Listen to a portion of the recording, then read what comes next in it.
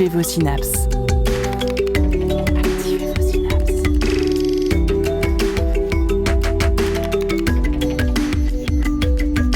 Poussez la porte du Labo des Savoirs et entrez dans un monde de science et d'expérience. C'est le Labo des Savoirs. Dans les années 2000, il n'était pas rare de lire dans certains articles que le JWST devrait montrer ses premières images dès l'année prochaine. Puis les années 2010 arrivèrent et cette même phrase était toujours présente. Les scientifiques en devenir avaient le temps de finir licence, master et doctorat sans qu'une seule lumière ne frappe les miroirs de ce télescope cloué au sol. Mais ce jour arriva enfin.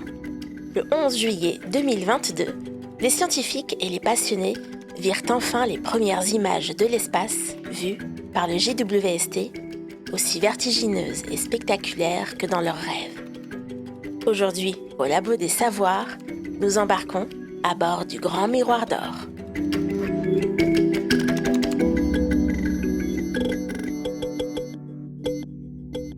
Lucie Lebouleux, bonjour. Bonjour. Vous êtes chercheuse CNRS à l'Institut de planétologie et d'astrophysique de Grenoble, l'IPAG. Oui. Et vous avez été pris Jeune Talent Lauréal UNESCO pour les femmes et la science en 2020. Et aujourd'hui, vous travaillez, il me semble, sur les imageurs du futur pour étudier notamment les exoplanètes sur les grands télescopes terrestres, comme le futur ELT. Oui, c'est ça. Bien ça. Mais ce qui va nous intéresser aujourd'hui, c'est le JWST, le James Webb Space Telescope, qui sera décrit sous toutes ses coutures dans cette émission, une émission qui a tardé à arriver. Car oui, le JWST, c'est une longue arlésienne de la communauté astronomique. Lucie Lebouleux, faisiez-vous partie de ces personnes de la communauté qui ont cru qu'ils ne verraient jamais l'espace ? Alors non, je ne sais pas trop pourquoi, parce que j'imagine que quand on travaille, on est un minimum impliqué dans ces laboratoires. On y croit, hein. Il y a eu tellement de budget, il y a tellement de personnes impliquées, nos collègues sont impliqués. On y croit et j'y croyais et maintenant je fallait y crois croire. qu'il va faire des images formidables. Et oui, car il y avait eu des pétitions qui avaient été menées vers le Sénat américain pour justement ne pas couper les budgets, ne pas annuler le lancement du JWST, qui est souvent décrit comme le successeur de Hubble. Alors, dans l'esprit du public et des médias, c'est déjà quasiment acté. Il semble avoir pris sa relève. Mais est-ce que cette appellation de successeur de Hubble est à tort ou à raison ? Alors c'est une très bonne question. Alors il y a différentes manières de le voir. C'est le successeur de Hubble parce que c'est le prochain grand télescope, entre autres de la NASA, envoyé dans l'espace par rapport à Hubble. Donc ça fait sens, mais Hubble est toujours là. Donc déjà, parler de son successeur, c'est un peu le mettre en retraite anticipée. Et ensuite, il n'observait pas exactement comme Hubble. Les données de Hubble nous ont servi à concevoir le James Webb Space Telescope, mais il y a d'autres données nous ont aussi servi, notamment celle de Spitzer, qui regarde les mêmes longueurs d'onde que le James Webb. Donc il n'y a pas que Hubble qui a permis de créer le James Webb. Et oui, puis ces instruments du James Webb, on va pouvoir en parler par la suite. Ce sont des instruments en infrarouge. Oui. Et on va entrer en détail dans la suite de cette émission.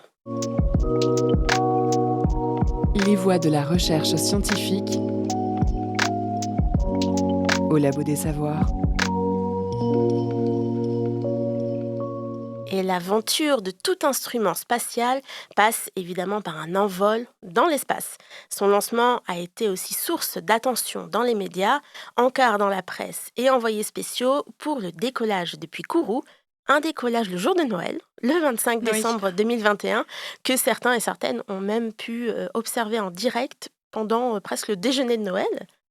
Moi y compris. C'était mon cas. Voilà, je crois que c'était le cas de beaucoup de monde dans la communauté scientifique. Ouais, c'était presque un cadeau finalement après toutes ces années d'attente.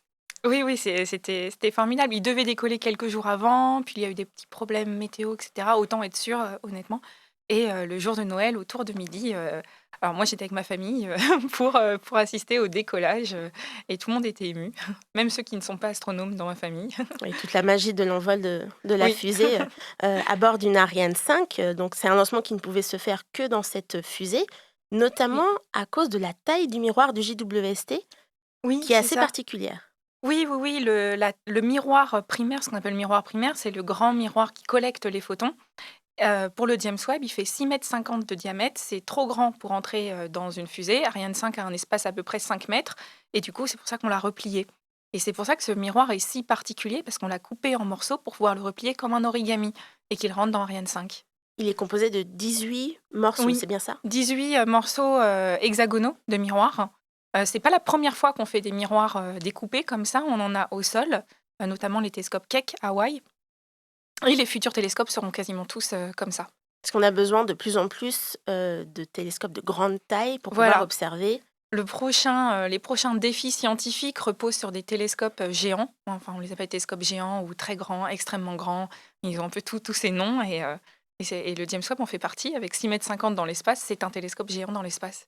Ça fait grand, en effet. Et cette fragmentation du miroir en 18 hexagones, vous nous l'avez dit, a été aussi un défi instrumental pour réussir à reconstruire ces images, parce qu'on ne veut pas 18 images de 18 miroirs, mais Oui. une seule image. Oui, alors il y a eu plusieurs étapes. Déjà, il y a eu décidé qu'on partait sur 18 hexagones, segments hexagonaux. À la base, à l'origine, le projet James Webb, c'était plutôt en forme de fleur. Il devait y avoir des pétales qui se déploient autour d'un cœur. Depuis, c'est devenu des segments hexagonaux. Et aussi, oui, une fois envoyé dans l'espace, ça c'est extrêmement compliqué. Chaque hexagone fonctionne comme un seul télescope et il faut qu'ils fonctionnent ensemble. Et ça demande un alignement, des précisions extrêmement fines. On est à quelques nanomètres, donc des fractions de cheveux d'alignement des miroirs. Et ça, c'était à faire à distance dans l'espace. Donc ça, c'était un nouveau défi. Et ça devait être préparé également en amont, avant le lancement du télescope, ne serait-ce que pour vérifier Oui. sa faisabilité. Oui, notamment, ça a été testé sur quelques segments grands en laboratoire et aussi sur des petits miroirs, notamment là où je travaillais. On travaillait sur un mini simulateur, un tout petit simulateur hardware. Donc, on avait réellement un miroir segmenté à 18 segments dans un laboratoire et on travaillait sur l'alignement juste en envoyant des commandes si tout se déroulait bien. On testait des algorithmes, on développait et on testait des algorithmes. À partir de modèles, Oui. on simulait vraiment une observation et on Mm. essayait de reconstruire une image Oui, à partir de ce qu'on a inventé. voilà, c'est ça. C'est ça. Pour que ça fonctionne dans l'espace à distance, il fallait au moins que ça fonctionne en laboratoire quand on est à côté. Et cette segmentation donne lieu également à un autre phénomène qui est propre au miroir segmenté. Ce sont les aigrettes, un sujet que je sais que vous aimez particulièrement. Est-ce que vous pouvez nous en dire un peu plus sur ces fameuses aigrettes? Oui, alors les aigrettes, déjà, on les voit sur tous les télescopes. Elles existent quand on regarde une étoile sur un télescope, même un télescope amateur qu'on peut avoir pour observer la nuit. En fait, il y a un découpage du miroir qui peut être réel comme le James Webb parce qu'il est composé de 18 miroirs, mais il peut être aussi un peu artificiel. Par exemple, les télescopes amateurs, on a souvent un miroir primaire qui est en un bloc, mais par contre, on a un petit miroir secondaire devant et ce miroir secondaire cache une partie de la lumière et il est maintenu par des bras. Et ça aussi, c'est ce qu'on appelle une segmentation du miroir. Voilà, c'est un peu artificiel parce qu'on n'a pas réellement découpé le miroir. Mais bref, la lumière arrive sur ces jonctions entre les segments du James Webb ou sur ses bras. Et elle est ce qu'on appelle diffractée. Elle est projetée dans d'autres directions, elle est perturbée, le front onde est vraiment perturbé. Et ça crée ces pics incroyables qui partent de l'étoile, qui sont symétriques. Et par exemple, pour le James Webb, il y en a 6 grandes et 2 petites. Et c'est joli, c'est magnifique. Et c'est vraiment, enfin, cette forme-là de six bras, enfin, dans 6 directions plus 2 petites, c'est vraiment spécifique au James Webb. Oui, c'est le seul télescope qui a cette signature. C'est un peu une signature. Il y a des télescopes qui en ont, qui se ressemblent les unes des autres. Par exemple, je vais dire au hasard, le Very Large Telescope au Chili et le Subaru ont des aigrettes qui se ressemblent l'une aux autres. Mais là, le James Webb, c'est la première fois qu'on a ce type d'aigrette et cette figure de diffraction. Et elle est magnifique parce qu'elle témoigne. Elle témoigne vraiment d'une qualité optique incroyable, une qualité d'alignement des miroirs incroyable. S'il n'y avait pas des miroirs aussi beaux, aussi précisément alignés, on n'aurait pas ces aigrettes avec cette qualité-là. C'est presque le revers de la médaille, mais ça n'empêche pas de faire les observations. En fait, ce qu'on pourrait penser être un artefact est en fait presque la preuve que ça fonctionne. Oui. Alors, ça peut poser problème pour certains types d'observations, mais on a des moyens. Alors, dans la majorité des cas, dont les images de grands champs, etc., qu'on a déjà un peu, enfin de champs profonds, ça, c'est pas grave, ça pose pas de problème. Au contraire, on arrive à identifier ce qui est étoile et ce qui n'est pas étoile. Et par contre, pour tout ce qui est détection d'exoplanètes, etc., ça va être plus compliqué parce qu'on va essayer de se débarrasser de ces aigrettes qui sont de la pollution lumineuse qui cache une partie du champ, quoi. Et les aigrettes, on peut aussi beaucoup les retrouver maintenant dans l'imaginaire public parce qu'elles apparaissent maintenant sur certaines illustrations, sur certaines photos. C'est vraiment un témoignage, un marquage de l'espace. Oui, oui, oui. Et là, on en parle pour le James Webb, mais quand on regarde les images de Hubble, elles y sont aussi. Il y en a 4 pour Hubble, qui sont à peu près perpendiculaires, et elles étaient aussi là. Juste, on ne s'extasiait pas devant, mais on devrait. On devrait. Et le James Webb télescope, justement, on va en parler un peu plus en détail de son nom. Son nom qui est tiré d'un ancien administrateur de la NASA, qui est parent du programme Apollo, donc le James Webb. Pourtant, nous avons une partie de la communauté scientifique qui s'est insurgée contre ce choix de la NASA pour nommer le télescope James Webb en son honneur. Pour quelle raison, Lucie Lebouleux, on a eu cette controverse au sein de la communauté? Oui, alors, le James Webb, alors, monsieur James Webb était en effet un ancien administrateur de la NASA. Il est décédé en 1992, si je me souviens bien. Et en 2002, le télescope qui s'appelait alors le Next Generation Space Telescope, le télescope spatial de la prochaine génération, prend son nom en son honneur. Et ça a été problématique parce qu'il y a des témoignages qui sont remontés d'une forme de discrimination quand il était administrateur et auparavant, quand il avait des postes de direction, envers les personnes homosexuelles, des formes de discrimination, voire des renvois d'employés. Et quand c'est remonté, la question s'est posée, il y a eu une pétition qui a été signée, je ne sais plus quand. Il y a eu une enquête, la NASA a décidé de conserver le nom du James Webb parce que l'enquête n'a pas abouti. Depuis, il y a eu des nouvelles preuves qui sont arrivées. Elles sont en cours d'analyse, mais en attendant, le télescope est nommé, il est dans l'espace, il va probablement pas changer de nom. Ouais, c'est ancré maintenant dans l'esprit de tout Voilà. le monde, c'est le JWST et Oui, son c'est nom ça. restera. C'est un peu triste. J'essaye de l'appeler de plus en plus le Webb plutôt que le James Webb. Et d'ailleurs, c'est l'un des compromis qui a été fait par les vulgarisateurs et les personnes et les scientifiques qui travaillent dessus pour essayer de décrocher de l'homme, si jamais c'est avéré tout ça. Eh bien, le web, justement, est développé par la NASA. Mhm. On l'a dit plus tôt, et il porte toute la fierté de l'agence américaine, mais ce ne sont pourtant pas les seuls artisans de cette orfèvrerie spatiale. N'en déplaise à Joe Biden, qui a eu la primeur et qui s'est gardé cet honneur de l'annonce de la première image. Lucie, comme beaucoup de projets d'envergure, qui plus est spatiaux, le web, c'est une collaboration internationale avant tout. Oui, oui, oui. Alors, il y a la NASA, certes, mais pas que. Alors, on se rattache à la NASA parce qu'à la base, le télescope a été choisi suivant des contraintes imposées par la NASA dans les années 1990. Mais aujourd'hui, d'un point de vue financier, mais aussi main-d'œuvre et aussi idées et développement d'instruments et Ariane 5, il y a une forte implication européenne et canadienne. Il y a l'ESA, l'Agence spatiale européenne, et l'Agence spatiale canadienne qui ont été très impliquées à plus de 50% à L2 dans le projet. Et des laboratoires français, on peut imaginer peut-être à Grenoble, là, vous travaillez? Grenoble, on est plus impliqué sur les aspects traitement de données. On n'est pas trop impliqué dans les instruments, mais Paris l'a été, les laboratoires de Paris, plusieurs laboratoires de Paris l'ont été, donc on a quand même une forte implication française. Donc c'est un télescope qui n'est pas uniquement celui de la NASA, mais vraiment un objet que tout le monde dans la communauté internationale peut s'approprier. Oui, et notamment en fonction du budget qu'on a dépensé, que l'Europe a dépensé, que le Canada a dépensé aussi, on a en contrepartie, on a du temps d'observation qui nous est alloué, qui va être réservé aux Français, aux Européens. Il y a à peu près plus de 15%, je crois, du temps d'observation qui est réservé aux Européens, par exemple. Et est-ce que les données également seront disponibles pour tout le monde ou c'est chasse gardée des Américains? Alors, les données, c'est très compliqué, C'est la toujours répartition des compliqué. données. C'est très compliqué, c'est très politique. La répartition des données, déjà, ça va dépendre du type d'observation que c'est. Il y a eu plusieurs types d'appels à projets. Et en fonction du type d'appel à projet, soit les données sont disponibles à tout le monde tout de suite, soit elles sont réservées pendant une certaine durée, à peu près 1 an, aux chercheurs qui ont proposé l'appel à projet, qui ont dit non, on propose d'observer telle planète à telle longueur d'onde et on va voir ça et on espère observer ça et on va comparer aux données de Hubble ou de ALMA ou d'autres télescopes. Voilà. Donc ça dépend. Eux, on candidate, tous ces gens candidatent et obtiennent des données qui peuvent leur être réservées pendant 1 an. Donc on est vraiment, en plus de l'objet scientifique, aussi sur un objet politique qui a Oui. mis près de 30 ans à voir la lumière de l'espace et du coup qui est presque très sensible dans son traitement médiatique, même dans son traitement scientifique finalement. Il n'y a pas que les faits et les données qu'il observe de l'espace. Oui, oui, oui. Alors, ben, ce n'est pas pour rien que Joe Biden, est la personne qui a dévoilé la première image prise, par le James Webb. C'est ça veut dire qu'il y a un vrai pouvoir médiatique autour, de ce télescope. C'est un budget énorme. On a assez souvent, la question ou la critique, du budget qui est alloué au James Webb ou alors à l'impact écologique et cetera, qui sont de très bonnes questions par ailleurs.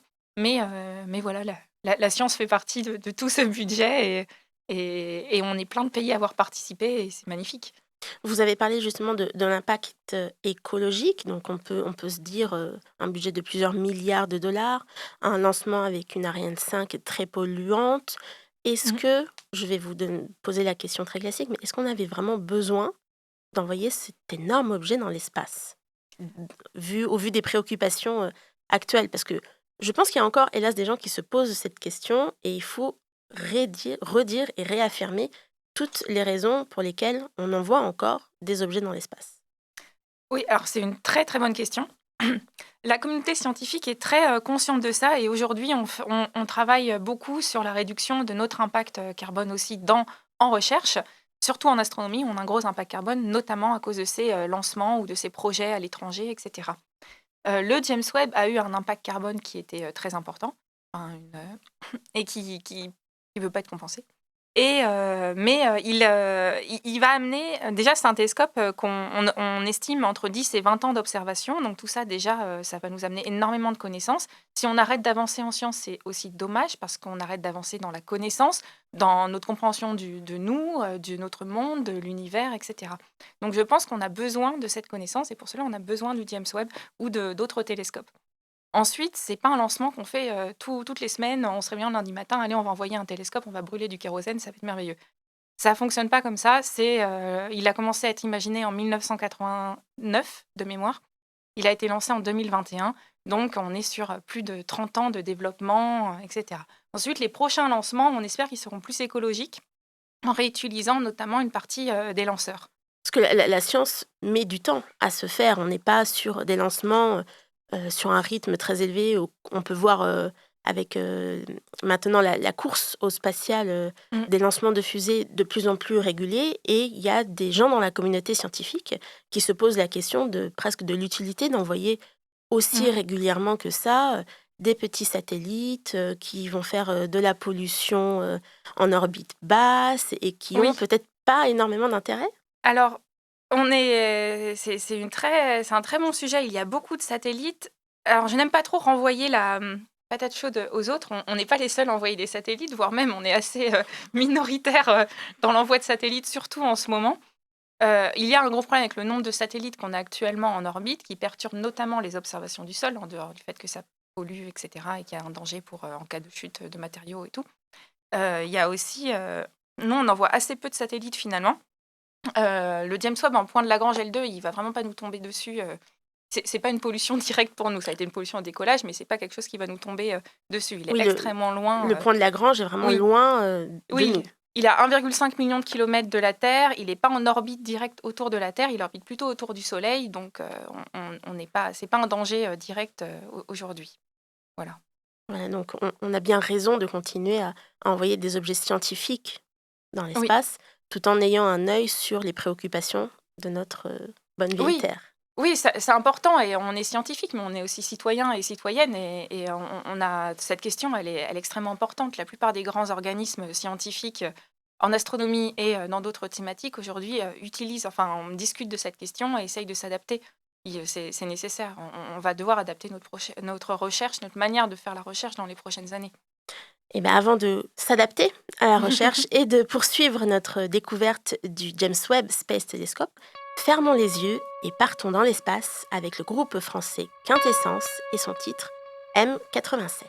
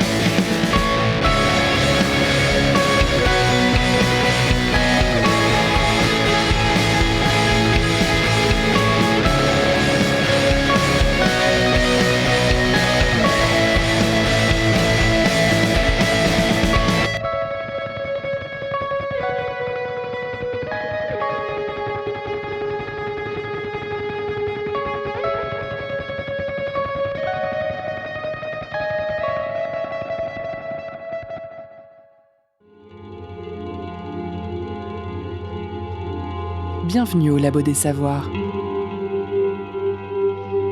Attention, recherche en cours.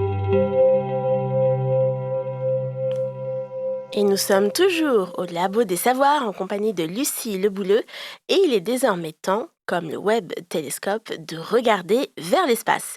Le télescope embarque à son bord plusieurs instruments scientifiques. Est-ce que vous pourriez nous les décrire? Je crois qu'il y en a 4 en tout. Oui, il y en a 4 et demi. Il y a aussi le pointeur, l'instrument qui permet juste de viser au bon endroit et d'être stable suivant cette observation. Alors les 4 autres instruments qui vont servir vraiment à la science, il y en a 3 qui regardent dans l'infrarouge proche, donc de 0,6, 0,8 microns à 5 microns de mémoire. Et ensuite, il y a tous ceux qui observent, il y a celui qui observe dans l'infrarouge moyen, donc il va aller beaucoup plus loin. Et ça, par exemple, c'est lui qui impose la contrainte d'aller en L2 parce que l'infrarouge moyen est très problématique à observer autour de la Terre. Pourquoi est-ce que c'est problématique autour de la Terre, l'infrarouge? Même sur Terre, j'imagine? Oui, alors déjà, sur Terre, c'est problématique. Très, très bon point, parce que notre atmosphère stoppe une partie des rayons infrarouges. Du coup, si on veut observer un objet dans l'infrarouge, du sol, on n'y arrive pas. Donc, il nous faut un télescope spatial. Et ensuite, on a un autre problème, c'est que la Terre émet dans l'infrarouge, le Soleil émet dans l'infrarouge, la Lune émet dans l'infrarouge. Bref, tout ça, ça émet dans l'infrarouge et ça éblouirait totalement nos détecteurs.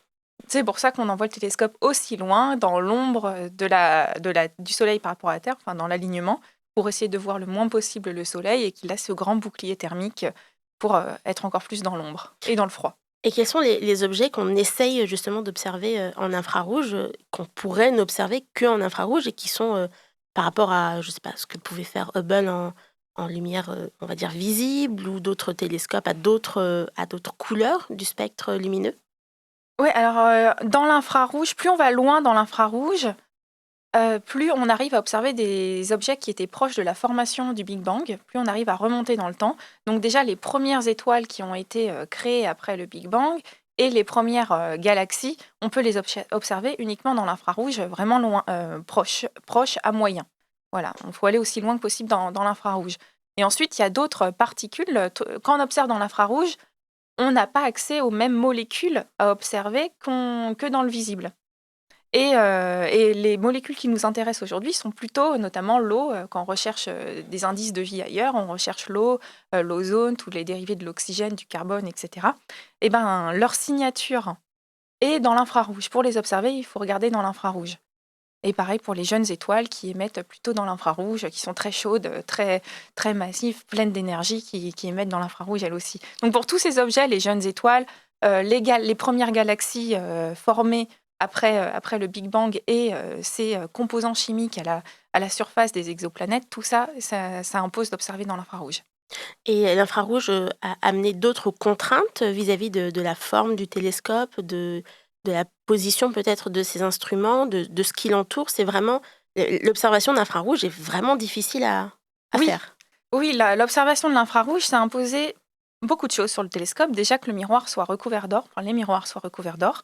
C'est ce qui réfléchit le mieux à l'infrarouge, notamment les couvertures thermiques en montagne. Pour ne pas Mm. se refroidir, en général, elles sont recouvertes d'une pellicule dorée. C'est exactement pour la même raison. Ensuite, on a ce grand bouclier thermique. Alors pourquoi on a un bouclier thermique? Déjà, ces instruments infrarouges sont sensibles à la chaleur et du coup, il faut les refroidir.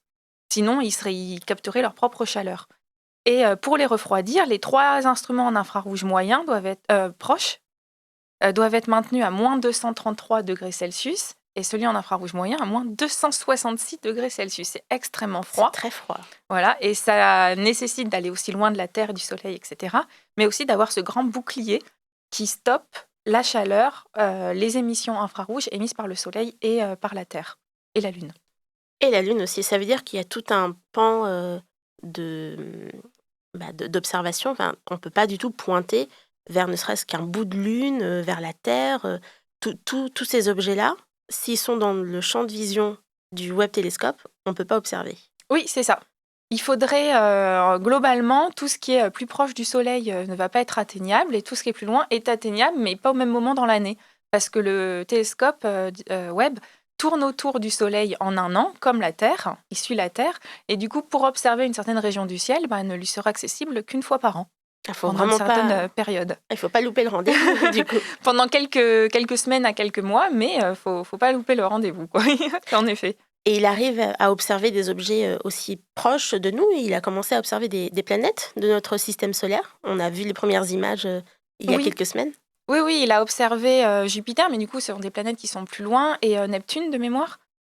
Donc Jupiter, oui, il a permis de voir qu'on avait notamment tout ce brouillard et ces aurores boréales à la surface de Jupiter qui sont absolument magnifiques. Et il va permettre de faire notamment l'étude du grand œil de Jupiter, la tache rouge de la surface de Jupiter, où on pense qu'il y a des vents très violents, il se passe beaucoup de choses à cet endroit-là, et on peut accéder à des grandes profondeurs dans Jupiter via cette tache rouge. Donc tout ça, c'est le web qui va le regarder. Et il y a aussi Neptune. Donc c'est plus récent, j'ai moins regardé ce qu'il a vu, mais notamment il va permettre d'étudier Triton, l'une de ces lunes. Enfin, c'est l'une des lunes qu'on observe le plus, notamment s'il y a peut-être de la vie ailleurs dans notre système solaire, etc. Voilà. Le grand dada de l'astrophysique Voilà. moderne. Voilà. Le James Webb, on va l'appeler encore de temps en temps comme ça pour recadrer de quoi on parle. Le Webb télescope devrait fonctionner et fournir des données pendant, on l'espère, au moins 20 ans. Oui. 10 a priori, mais on espère 20 ans, et à plusieurs objectifs scientifiques, et ça regroupe vraiment de larges champs de l'astrophysique. Alors, quels sont ces objectifs scientifiques qui ont été donnés à ce télescope? Alors, il y en a 4 principaux, et après, il y a beaucoup d'objectifs secondaires. Dans les 4 principaux, ça va être l'étude des premières galaxies après le Big Bang. On en a déjà parlé, ça nécessite de regarder dans l'infrarouge notamment. Donc la formation des toutes premières galaxies, ces galaxies étaient particulières. Elles étaient probablement formées autour de trous noirs supermassifs. Donc ça veut dire aussi être capable d'observer ce qui se passe autour de trous noirs supermassifs. Donc c'est vraiment la formation, et c'est ce qui a créé tout notre univers tel qu'il est aujourd'hui, dépend de ce qui s'est passé à cette période-là. Ensuite, il y a la formation et l'évolution des galaxies en général. Ça veut dire observer des galaxies en infrarouge très jeunes, enfin telles qu'elles étaient assez proches du Big Bang, mais aussi telles qu'elles sont aujourd'hui. Regarder c'est regarder plein de galaxies globalement, la diversité des galaxies, essayer de recouper ce qui a pu se passer via des modèles pour passer de l'une à l'autre, globalement. Est-ce qu'on imagine que, par exemple, les galaxies qui sont plus jeunes, enfin plus vieilles maintenant de notre point de Mhm. vue, mais qui étaient très jeunes au moment du Big Bang, enfin voilà, très proches du Big Bang, étaient différentes de celles que l'on peut observer Oui, maintenant?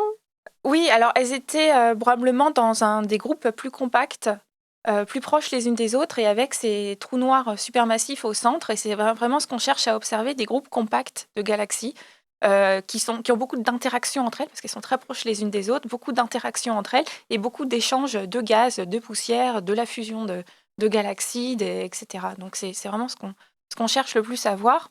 Il y a notamment l'une des premières images du James Webb, du Webb, qui a été dévoilée. C'était le quintet de Stéphane ou de Stéphane, suivant la prononciation. C'était 4 à 5 galaxies en interaction. Donc c'est vraiment c'est un peu une sorte de laboratoire de ce qui a pu se passer dans un univers très jeune.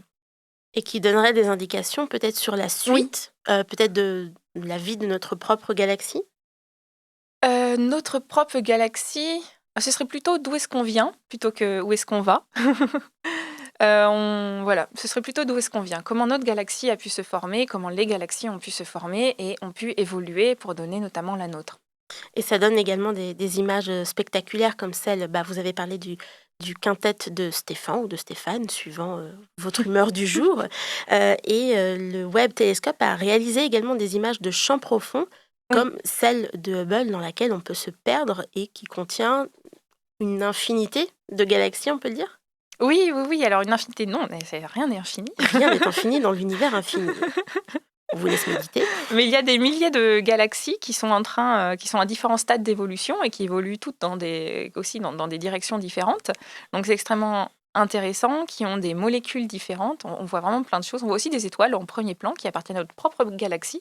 On les reconnaît du coup grâce aux aigrettes. Et tout ce qui est au fond, qui n'a pas d'aigrettes, ce sont des galaxies. Et est-ce que cette nouvelle image, qui est encore plus spectaculaire que celle de Hubble, a pu être réalisée notamment parce qu'on était en infrarouge? Oui, oui, oui. Notamment, alors déjà, on l'observe surtout dans l'infrarouge, mais ensuite, on a pu estimer l'âge de ces galaxies. grâce à ce fameux décalage, enfin on a ce qu'on appelle un décalage vers le rouge pour estimer l'âge des galaxies, et certaines de ces galaxies, on a vraiment besoin d'être dans l'infrarouge parce qu'elles sont extrêmement vieilles aujourd'hui. Enfin, on les observe dans un univers très jeune. Parce que plus on va vers ce qu'on dit le décalage vers le rouge, c'est-à-dire plus on est littéralement de couleur rouge, Oui. plus on remonte loin dans l'univers et plus on est vieux. Oui, c'est ça. C'est un peu compliqué. C'est globalement la lumière qui nous parvient, c'est comme une vague, c'est une onde de ces galaxies.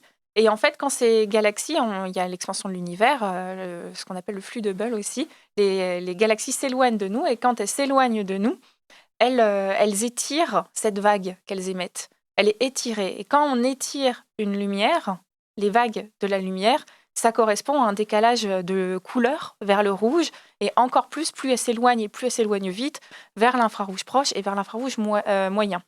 Et du coup, pour voir ces galaxies telles qu'elles étaient il y a vraiment très longtemps, qui sont aujourd'hui très lointaines de nous, qui s'éloignent encore de nous, il faut vraiment observer dans l'infrarouge proche et l'infrarouge moyen. On appelle ça le décalage vers le rouge, mais ce serait le décalage vers l'infrarouge, encore plus loin, et ça permet de les dater, de connaître leur âge.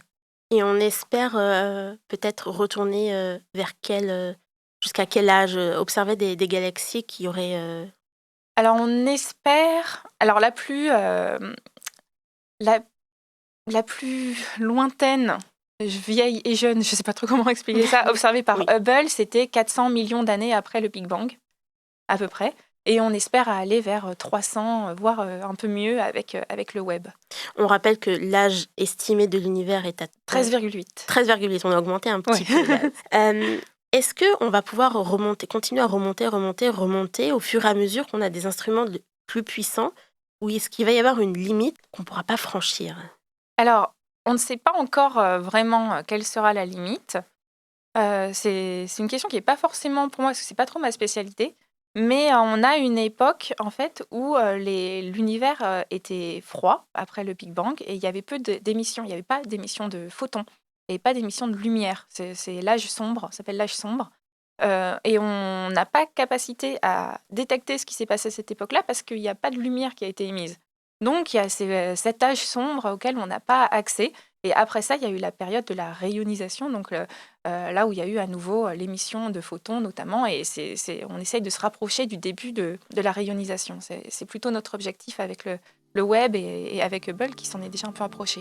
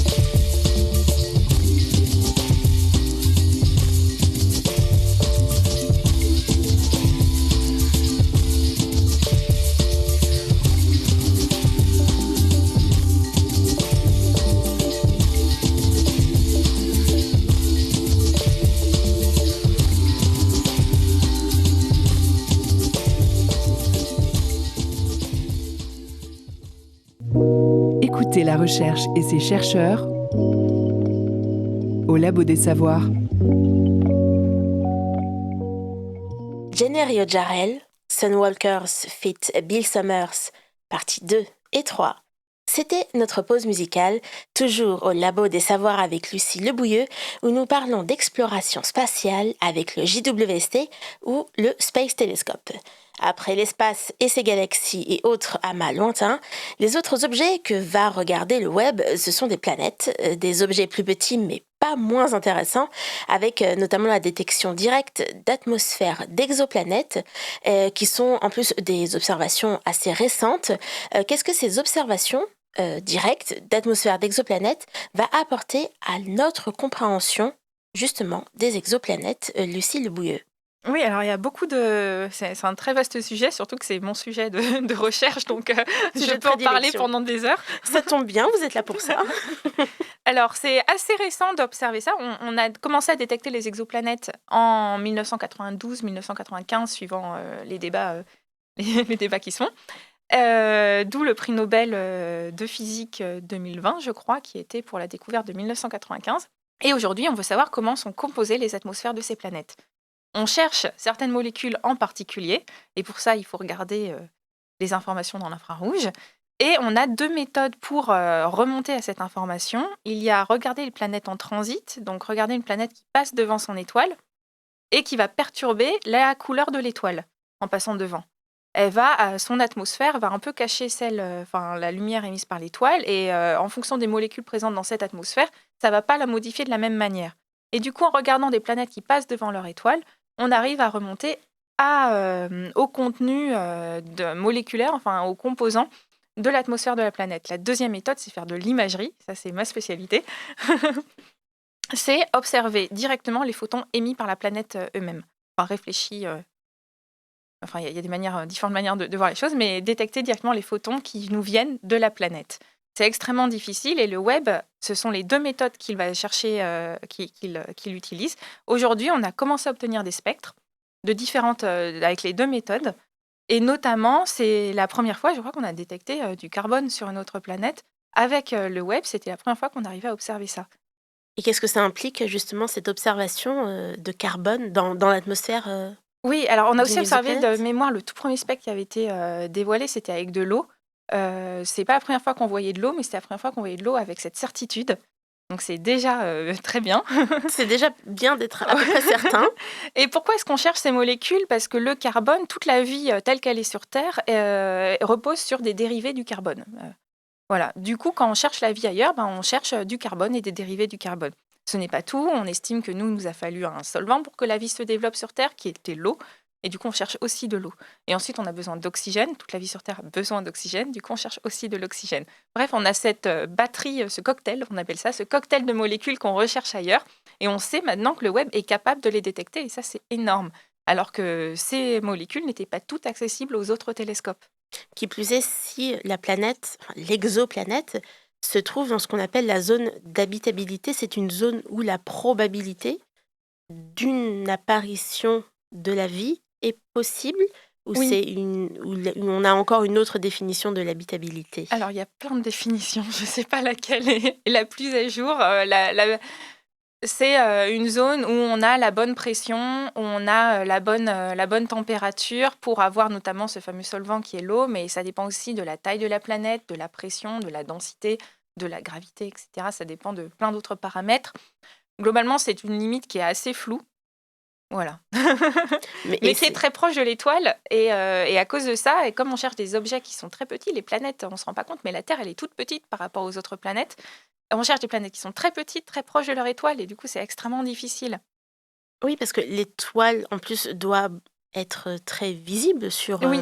le télescope. Comment est-ce qu'on arrive à observer un objet aussi petit lorsqu'on a une étoile immense et brillante à côté?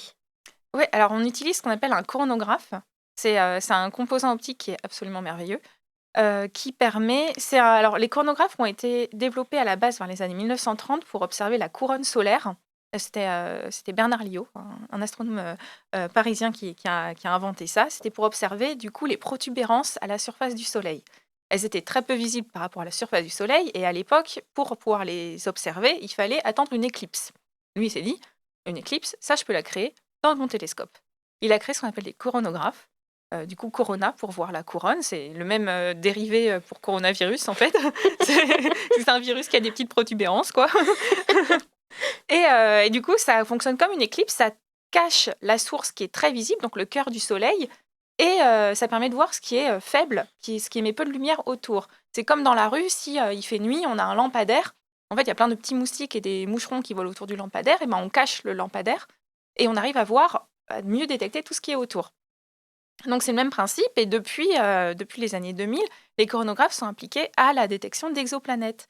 Que c'est la même thématique, on a un objet très faible à côté d'un objet très brillant. Donc on va cacher la lumière de cet objet très brillant. Il y a plusieurs manières de le faire. Les chronographes sont beaucoup plus complexes qu'une simple éclipse. C'est vraiment très difficile à designer, à concevoir. Il y en a dans presque tous les télescopes aujourd'hui. Le Very Large Telescope au Chili, il y en a dans Hubble, il y en a dans le Webb Telescope, il y en a dans la plupart des télescopes aujourd'hui, des coronographes pour voir des exoplanètes. Donc, on s'attend à découvrir encore de plus en plus, non seulement d'exoplanètes, mais d'informations précises auxquelles on n'avait pas accès avant, notamment sur la présence de carbone, d'eau, d'oxygène dans les atmosphères de ces exoplanètes. Oui, oui, oui, c'est ça. Est-ce qu'on a déjà des premiers résultats avec ces premiers mois d'exploitation du Webb Télescope? Bah, on a eu la première image d'exoplanète, il me semble, il y a 3 semaines, 1 mois peut-être. Donc Début septembre, oui, mi-septembre, oui. donc c'est bien. Alors maintenant, faut aller beaucoup plus loin. Faut obtenir des spectres, obtenir une image et obtenir une image à plein de longueurs d'onde différentes. C'est beaucoup plus difficile et c'est la prochaine étape. Mais on a commencé à découvrir, du carbone, redécouvrir de l'eau et cetera et maintenant les choses ont avancé. Dans des systèmes qu'on connaissait peut-être Oui, déjà et qu'on voulait précisément observer parce qu'on avait déjà des soupçons, on oui. voulait regarder précisément ces planètes. Oui, on voulait regarder ces planètes. Alors, le problème de l'imagerie directe, c'est que c'est très difficile. Enfin, d'utiliser un coronographe, c'est extrêmement difficile. Du coup, on regarde des planètes qu'on a déjà détectées avec d'autres méthodes.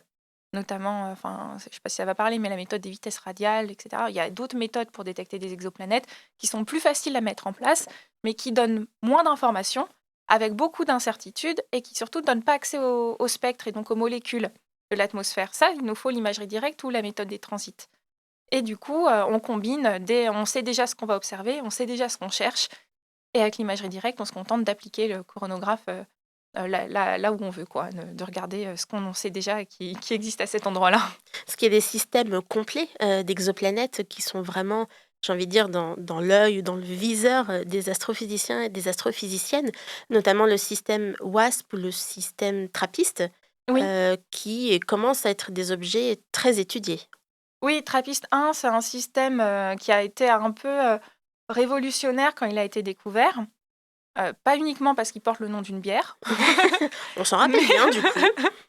mais aussi parce que c'est le premier système où il y avait des terres potentielles, vraiment des exoplanètes sur lesquelles la vie aurait pu se développer. Alors, il y avait plein de raisons pour lesquelles on pense que la vie n'a pas pu se développer là-bas, mais ça nous donne un échantillon d'observation qui est assez incroyable.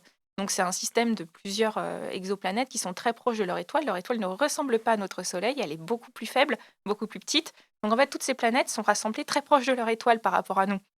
Mais elles sont en zone habitable de leur étoile, et on espère pouvoir y détecter l'eau, etc., tous ces composants. Des espèces des biomarqueurs d'une Mm. forme de vie, peut-être pas la nôtre, mais quelque chose qui se passerait, Oui, une alors c'est activité. c'est compliqué parce que quand on parle de biomarqueurs d'une vie qui est différente de la nôtre, c'est qu'on ne sait pas ce qu'on doit chercher.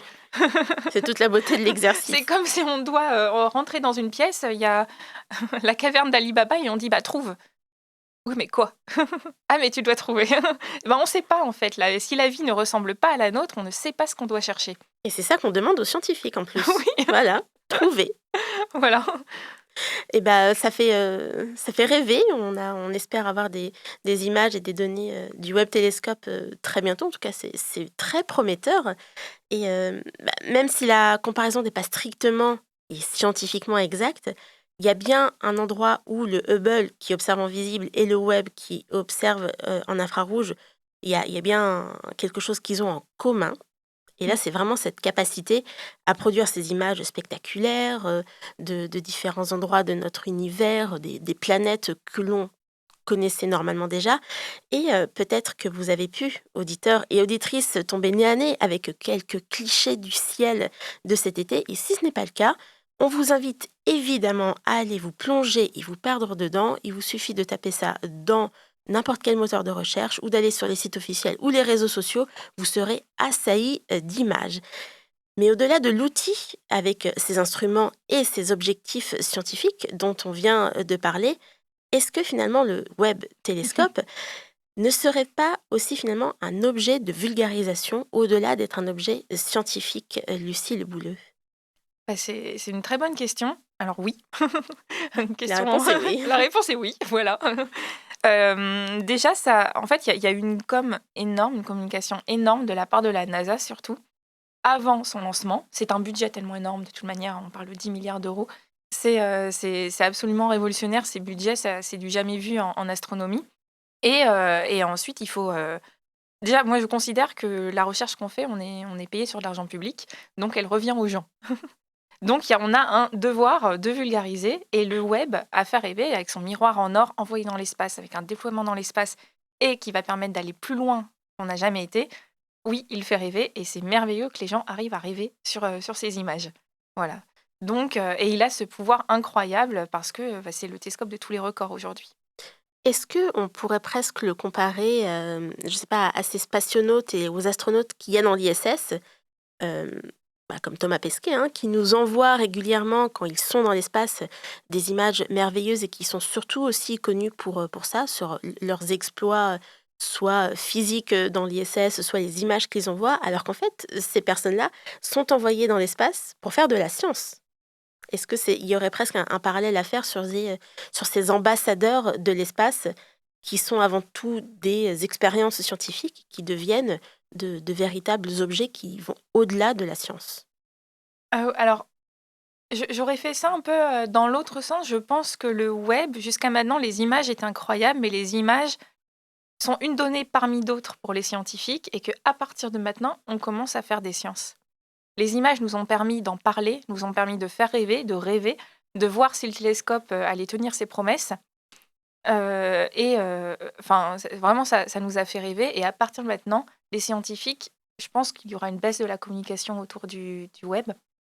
Les scientifiques vont commencer à traiter les données et là, on va avoir, plein de spectres d'exoplanètes et cetera, mais au-delà du premier spectre, ben, ce sera moins attrayant. Au bout du 50e spectre, on va dire: «Oui, bon d'accord, on a compris». Les scientifiques, c'est là qu'ils vont travailler, je Oui. pense. Les images, enfin les seront moins spectaculaires, mais les résultats qui seront derrière, qui seront ensuite expliqués, pourront l'être tout autant qu'une l'image du champ profond, qui a été réalisée. Oui, oui, oui, mais elles le seront tout comme en fait, elles vont venir en complément de ce qu'on savait grâce à Hubble, grâce à Spitzer, grâce au Very Large Telescope, grâce à tous ces télescopes qui existent déjà et il y aura aussi d'autres télescopes à l'avenir et il y a des télescopes incroyables qui sont en cours de préparation aussi pour l'après, la génération après James Webb mais là, je pense qu'on va avoir un ralentissement d'un point de vue co média, autour du web. Nous, on sera évidemment attentifs aux résultats, du Webb Télescope et on vous en parlera dans le Labo des Savoirs dès que la science derrière, sera faite.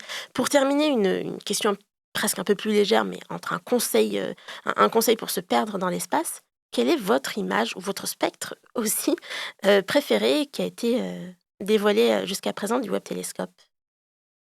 C'est une très bonne question. Parce qu'il y en a eu beaucoup, hein, Oui. entre les images de galaxies, de planètes, les spectres d'exoplanètes qui révélaient, justement des signatures, Mmh. d'oxygène et d'eau qui sont aussi, pour la communauté, très intéressantes, le choix est difficile. Alors je pense alors elles sont toutes intéressantes pour différentes, raisons. Personnellement, bon, tout ce qui est spectre d'exoplanètes, composition chimique, mais ça c'est, je suis un peu biaisée. Si je dois enlever, la catégorie exoplanète, du lot, je pense que c'est le champ profond. Je trouve ça incroyable de regarder une zone sombre du ciel et de découvrir que là-bas, dans toutes ces petites taches, sont des galaxies. Dans ces galaxies, il y a des milliers d'étoiles et dans ces milliers d'étoiles, il y a peut-être la vie ailleurs aussi.